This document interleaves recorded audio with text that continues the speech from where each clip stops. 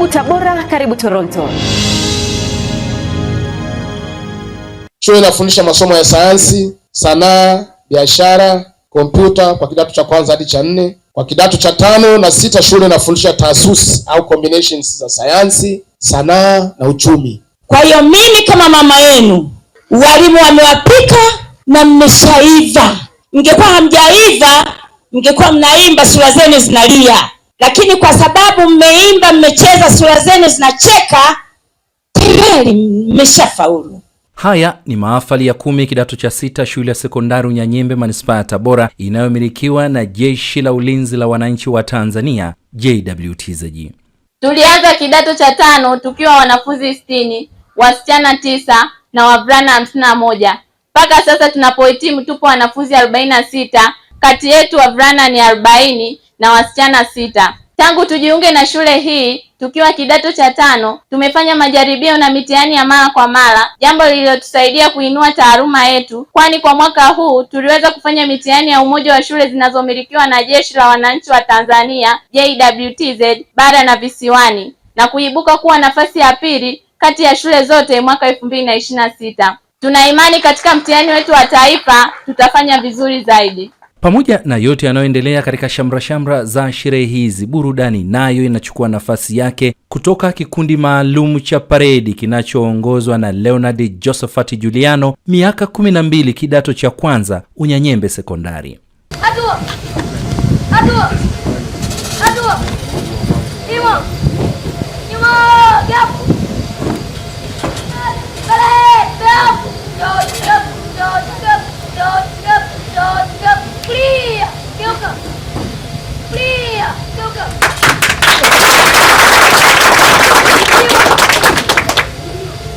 Mkuu wa shule hii Kanali Albinius Komba anaweka wazi matokeo mazuri ya kidato cha 6 kwa miaka 2 mfululizo iliyopita, kuashiria kuwa daraja la 4 na 0 imebaki historia kwa shule hii. Kwa sasa ni mbio za kutafuta daraja la kwanza na si vinginevyo kwa wanafunzi hawa. Mwaka 2024 daraja la kwanza walikuwa wanafunzi 39, daraja la pili wanafunzi 26 na daraja la 3 mwanafunzi mmoja tu. Hapakuwa na daraja la 4 wala daraja 0 na ufaulu ulikuwa ni wa 100%. Mwaka 2025 daraja la kwanza walikuwa wanafunzi 25, daraja la pili walikuwa wanafunzi 30, daraja la 3 walikuwa wanafunzi 2. Hapakuwa na daraja la 4 wala daraja 0. Kupitia matokeo haya, nitoe wito kwenu, mvunje rekodi ya hawa waliotangulia ili mfanye vizuri zaidi. Wenzenu kidato cha 4 kila mwaka unazidi kuwa na ufaulu bora, basi na nyinyi kidato cha 6 ufaulu wenu uendelee kuwa bora. Na mwisho wa siku tunalenga ufaulu uwe daraja la kwanza na la pili, lakini mwisho wa siku tutapenda iwe daraja la kwanza tu. Na inawezekana. Haiwezekani? Nidhamu ya shule yetu ni nzuri na ni thabiti na ndiyo nguzo ya mafanikio kitaaluma na mambo mengine ya shule. Tumedhibiti sana matumizi ya simu kwa wanafunzi. Sote tunakubaliana kwamba usimnunulie simu kama sehemu ya mahitaji muhimu ya mwanafunzi shuleni. Kama atahitaji kutumia simu, kuna simu ofisi ya nidhamu pale. Kwa mwalimu wa malezi, kuna simu iko pale. Kama ana shida yoyote, atafanya mawasiliano na mzazi. Waswahili walisema kuvunjika kwa koleo sio mwisho wa uhunzi. Vivyo hivyo, kuhitimu kwao kidato cha 6 isiwe sababu ya kufurahia kupita kiasi na kusahau kuwa kesho nayo ni siku. Kwa hivyo mkitoka hapa, usifurahie ukapitiliza, ukaenda kusherehekea ukaharibu afya. Utatoka hapa mzima unafurahi, lakini ukifika huko mtaani furaha na shamla na nini, unapata mimba. Ukienda kwenye interview zingine utakiwi, unakuwa umekwama. Wavulana, ukitoka hapa sherehe na nini, unapata maradhi. Ukienda kwenye interview zingine unaumia mara 2 kwa sababu utakosa nafasi ya kazi au ya nafasi yote unaochaguliwa. Kwa hivyo mtangulize sana Mungu na msali sana. Mwepuke mitego. Usimwamini mtu, ishi kwa akili. Mtu akikwambia kitu na wewe jiongeze, fikiria mara 2. Mbali na masomo na mkazo mkubwa wa nidhamu na maadili kwa wanafunzi hawa, swala la michezo na burudani linapewa kipaumbele kwa wale wote wenye kiu na nia kuonesha vipaji vyao mbele ya hadhira hii.